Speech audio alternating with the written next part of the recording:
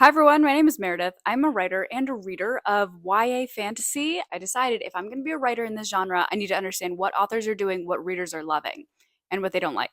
So I decided to read every popular series that I could find, which means reading books like this and this. Anyway, this is what I've been consuming lately. Just all of the things that if you go on Instagram, people are reading in mass. But after reading all of this, there's a couple things that I'm not loving, and I'm wondering if other people are feeling the same way and if we'd like to see something different. This stack is not representative of all the books that I've read, not by a long shot. A lot of the ones I'm actually thinking about are not referenced in this stack. Yeah, let's talk about those pet peeves. The first one is trials to the death, or even not to the death, just trials at all. Anything that you can tell they read The Hunger Games and thought, that's a really exciting premise.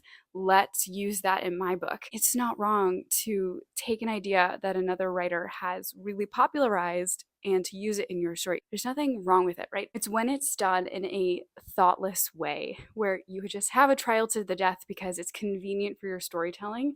But in that country government system, there's no reason to have a trial to the death. There is no reason to be killing our teenagers. Okay, basically, storytelling wise, what trials do is it gives you a premise. Your book needs a plot line, a goal, something to do the whole time, and there are steps to achieve that goal. Okay, so when you add a trial plot line, it's so easy to know where your story is going because they have to survive. But we need to do it fresh. The Hunger Games is now the standard, and you've got to beat the standard. That's what I think. Okay, Throne of Glass, just want to point this out, has a trial plot archetype, okay? The first book. I don't like the first book. It gets better for sure. I'm not even finished the series, but the first book does not impress me. There's no reason in world that there needs to be a trial to pick an assassin for the king. A resume works just fine. Let's subvert that trope or not use it. Okay, the second one is young women rising to positions of political leadership for no other reason than they are the protagonist or they have magical abilities. There are so many books where this happens. It's usually a revolution story. A young woman has superpowers, fights a larger nation, or takes over the government or something like that. And the problem with this is that somebody having magical powers, but being a teenage girl, they're not going to be the right person to lead a nation. And I'm only saying girls here because I've only seen this done with girls.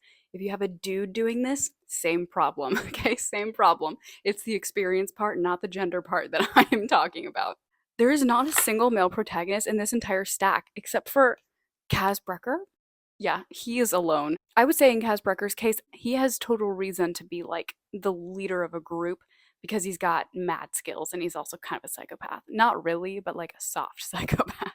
That's what I'm saying. Is like if you can make your character logically into somebody who would rise to that position of power, great, do it. Fine, I don't care.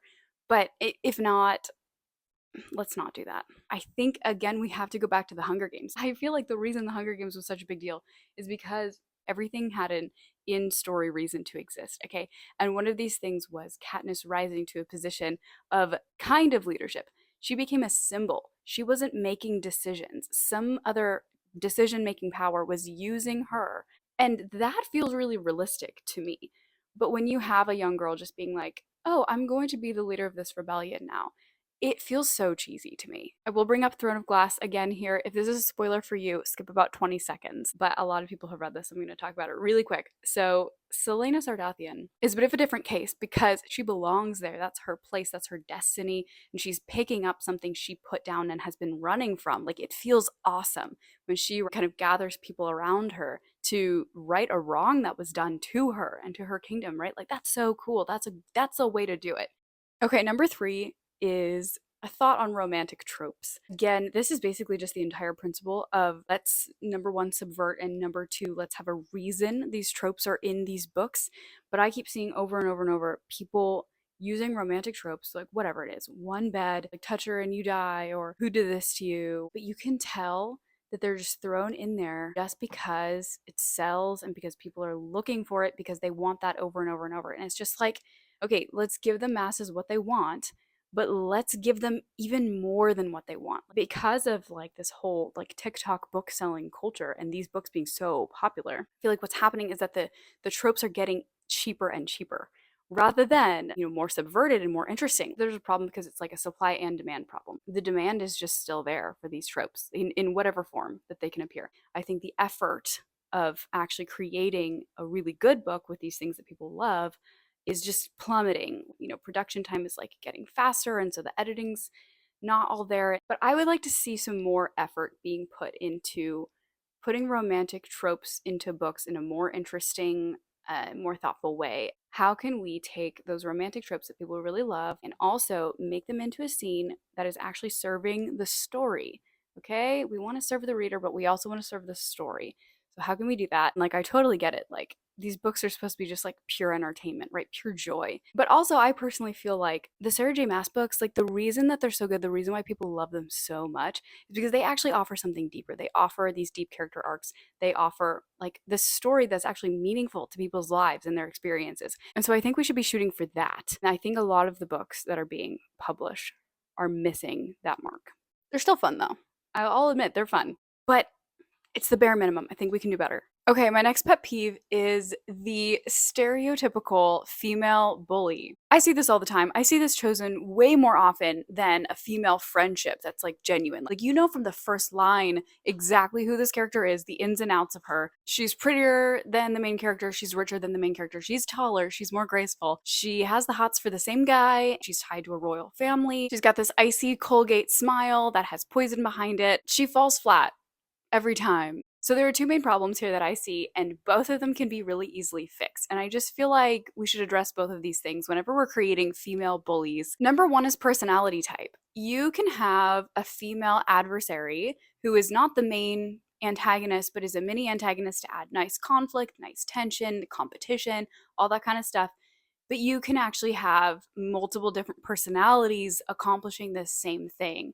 And I think that's really where I'm seeing some repetition is in personality. It's all the exact same cookie cutter gal, and she's there in every book. I'm like, oh my gosh, it's you again. We can look at personality typing like Myers Briggs or Enneagram or any of that kind of stuff that can help us figure out a unique person to fulfill a similar role. I actually don't love that role at all. So if you are thinking like maybe this is extraneous to my novel, you may want to cut it. You could do something different. Like, you could have a rival, but that's not like a bully. You could have a female that just becomes a best friend and is like a really solid supporting character. That's always lovely. We don't always need that girl to girl biting rivalry kind of thing. It just feels old to me right now. Okay, so the second problem with it is nuance. Okay, first one is personality, second one is nuance. I think that we all have this idea of like what a mean girl is, We've all been through high school, but like the mean girl has problems and issues and flaws and also interests and passions. Who is she really, is my question. Even if she has a mean streak, especially to one particular person, your mean girl person should want something. She needs a real good reason that goes back to her backstory. The same thing as the protagonist. Okay, my favorite example of how to actually subvert this and add nuance to this character is the Red Queen series with Evangeline. So at first she seems like this totally vapid, just self-obsessed girl who's just mean for the sake of being mean. And you kind of hate her because you're just like, I don't understand what she's even doing in this series. And then eventually we get her POV chapters in later books. And you realize that she has a major internal conflict going on between freedom for her and her brother and being loyal to family. She turns out to be my favorite character because she actually is the most nuanced character in the whole series. Besides perhaps Maven, but we don't have to talk about that. So this character really, really surprised me. This is called subversion, and it's a beautiful example. But I think the bottom line, like where the bar is just make them interesting, right? Like, let's just not have a shell, a cardboard cutout of a human just to inflict a little bit of conflict and tension.